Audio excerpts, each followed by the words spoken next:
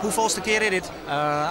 28e keer. 28, ook verder. Hoeveelste keer? Dat bent 10e keer. 10e keer. Hoeveelste keer is het voor jou? De 20ste keer. De 20ste keer, ja. En jou, hoeveelste keer? De 9e keer. Het is een soort van virus dat een soort mensen net meer van aankomen. Op Pinkstermanje moet er 240 kilometer fietst worden. En daarvan ga je met alle willen er iedere betiert aan. Het is helemaal niet ernstig. Het gaat ook niet, maar het gaat niet weer over, het is chronisch.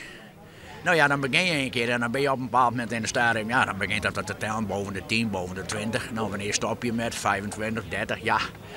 Och nee, dat voelt altijd te goed. Je kunt nog doen en dan zet je maar weer deur. Eerste keer, ja. Spannend. Goed traint? Ja, wel redelijk. Wel redelijk. Dat wordt zenuwachtig, of niet? Ja, dat zeker. We zien met de zin hoe we het kunnen redden.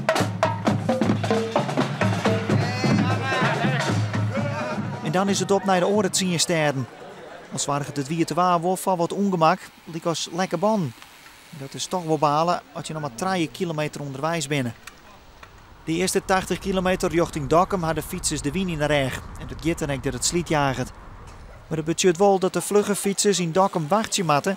Omdat er pas van 8 uur aan stempelen worden mij. De gaan loeren op om meer rekening te houden met die vlugge fietsers. Zodat je geen last en argwage hebt van stadige toerfietsers en andersom. Vind ik wel. Het zal wel veiliger erop worden.